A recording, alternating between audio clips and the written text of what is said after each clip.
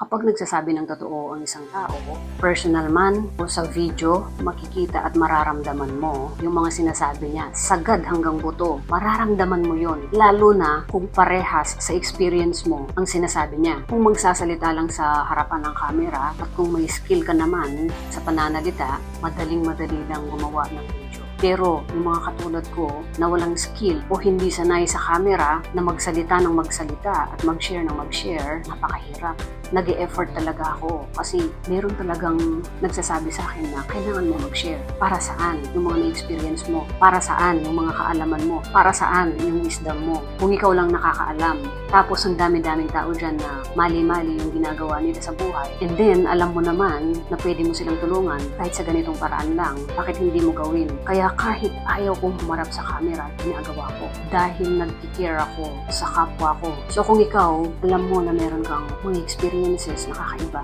o mga natutunan sa buhay na pwede mo namang i-share, pwede kang gumawa ng videos katulad ko para matulungan natin ang bawat isa. Kasi simula pagkabata, baka 5 or 10 years old pataas, lahat sila umahawak na ng cellphone ngayon. Naaawa ako sa mga bata. Naaksaya lang nila yung oras nila sa panonood ng mga walang kwentang bagay. Walang laman yung mga pinapanood nila. Ikaw, kung meron kang pwedeng i-share, mag-share ka para madami tayo na mapanood ng mga kapwa natin. Kailangan natin magtulungan